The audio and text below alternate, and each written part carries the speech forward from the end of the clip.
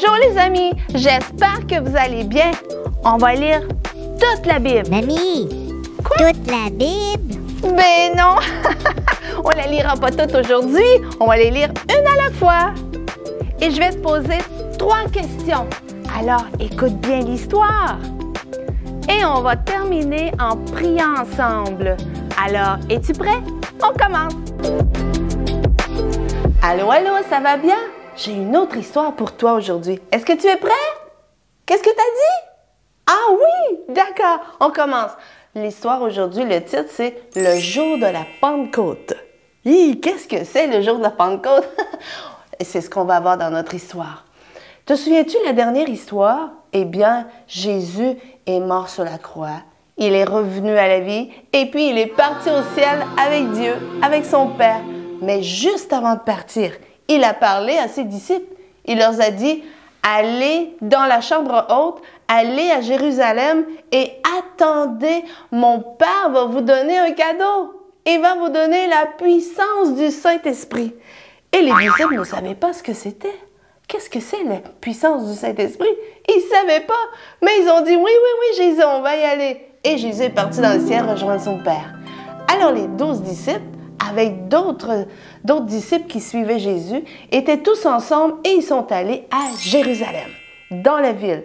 Ils ont trouvé un endroit et ils sont allés dans la chambre en haut. Et ils étaient tous réunis ensemble, ils priaient ensemble, ils mangeaient ensemble, ils dormaient ensemble et ils attendaient ce fameux cadeau de Dieu. Et ils ont passé comme ça plusieurs jours. Et là, pendant une bonne journée, pendant qu'ils étaient en train de prier, eh bien, tout d'un coup, dans la chambre haute, il y a un grand vent qui est entré dans la chambre. Hein? Il vente dans une maison, dans une chambre, c'est bizarre, hein? Il rentrait un vent dans la chambre et ça s'est mis à trembler un petit peu dans la chambre. Ah, qu'est-ce qui se passe? Et puis là, il continuait à louer le Seigneur et à prier le Seigneur et à chanter. Et tout à coup, le Saint-Esprit que Dieu voulait donner aux apôtres, aux disciples, eh bien, le Saint-Esprit est descendu sur eux. Et on dit dans la Bible, c'est écrit que les disciples ont vu sur chacune de leurs têtes comme une petite flamme de feu. Elle est venue se déposer sur chacun d'eux. Et c'était un signe, c'était pour montrer que le Saint-Esprit était arrivé dans chacune de leurs vies. Et ce qui est arrivé, eh bien, les disciples, tous ceux qui étaient là, ils étaient 120. Et ils se sont mis à parler en langue. Oh, qu'est-ce que c'est ça, parler en langue? Tu sais, nous, moi puis toi, on parle en français, hein? Mais eux, ils se sont mis à parler dans d'autres sortes de langues qu'ils ne comprenaient pas. Mais c'était les langues du Saint-Esprit. C'était le parler du Saint-Esprit. Et les gens dehors ont commencé à les entendre. Et ils se demandaient ce qui se passait. Ils ont dit, mais qu'est-ce qui se passe? Ils parlent en langue, ils parlent d'autres sortes de langues, mais qu'est-ce qui se passe? Et ils prient fort. Et ils se sont tous envenus, ils sont tous venus prêts, tout prêts pour voir ce qui se passait. Ah, qu'est-ce qui se passe dans la chambre, là? Et là, Pierre, le disciple de Jésus, un des 12 disciples, s'est levé debout. Tu sais, quand ils ont reçu le Saint-Esprit, ils sont devenus très courageux. C'est ce que ça fait le Saint-Esprit. Ça nous rend très courageux. On est rempli de la puissance du Saint-Esprit. Et on appelle ça aussi le baptême du Saint-Esprit. Et Pierre s'est levé au milieu de tout le monde qui était là et il a commencé à parler de Jésus. Et il a commencé à raconter l'histoire de Jésus. Que Jésus marchait sur la terre avec eux, qu'il faisait des miracles, qu'il guérissait beaucoup de gens. Et aussi que Jésus, eh bien, qu'il y a des gens qui l'ont crucifié, qui l'ont fait mourir sur la croix, qui l'ont accroché sur une croix et qu'il est mort. Il a raconté aussi que Jésus était revenu à la vie. Ouais! Et qu'il est retourné dans le ciel avec son Père. Et il a commencé à leur parler de Jésus comme ça et à leur dire, il faut que vous invitez Jésus dans votre cœur pour être sauvé, pour aller au ciel aussi, comme Jésus a fait, aller avec Dieu dans le ciel. Et c'est ce que Pierre faisait. Et sais-tu ce qui est arrivé? Sais-tu ce qui est arrivé avec tout le monde qui était là? Il y avait plein de monde qui écoutait. Il y a 3000 personnes qui ont donné leur cœur à Jésus. Ils ont demandé à Jésus de venir dans leur cœur. Et c'est comme ça que tout d'un coup, eh bien, ça a fait comme une église parce qu'il y avait plein de gens qui ont donné leur cœur à Jésus. Et alors, ces gens-là ont commencé à se rassembler ensemble tous les jours. Ils se rassemblaient ensemble très souvent pour prier, pour lire la Bible, pour entendre la prédication, entendre la parole de Dieu qui était annoncée. Et ils chantaient tous ensemble. C'est une belle histoire, hein? Et ça, c'est la puissance du Saint-Esprit qui a fait ça. Ça a rendu les apôtres, les disciples très courageux. Et on le voit avec Pierre ici.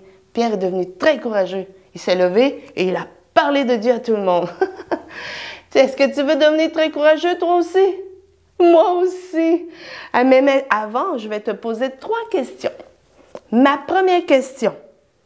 Qu'est-ce que les disciples ont reçu dans la chambre haute? Est-ce que tu t'en souviens? Qu'est-ce qu'ils ont reçu? Le Saint-Esprit. Ouais, bravo. Ma deuxième question. Qu'est-ce que ça a fait dans la vie de Pierre de recevoir le Saint-Esprit? Il est devenu très, très courageux. Ouais. Ma troisième question. Combien de personnes ont demandé à Jésus de venir dans leur cœur? Combien y avait-il de personnes? Il y avait 3000 personnes. Ouais, bravo, félicitations. On voit dans notre histoire que Pierre a reçu la puissance du Saint-Esprit et qu'il est devenu très courageux. Ça l'a changé sa vie parce que juste avant, il avait peur.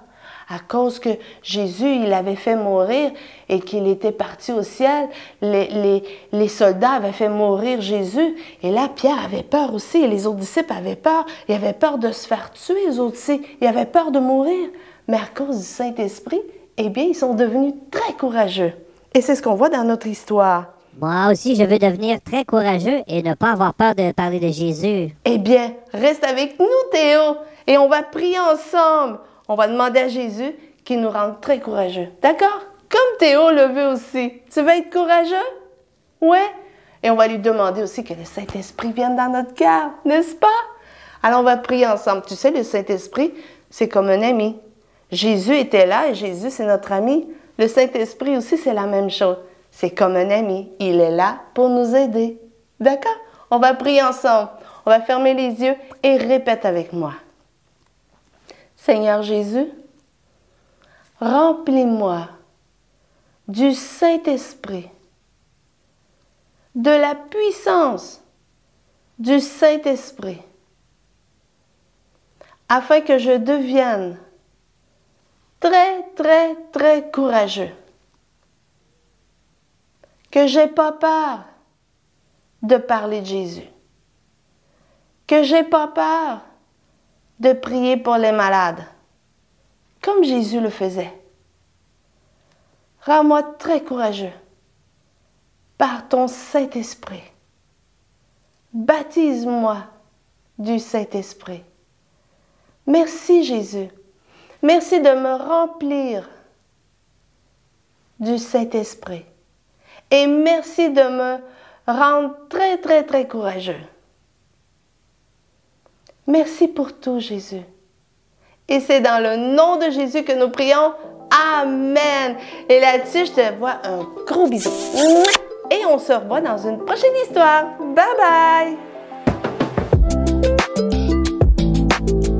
bye.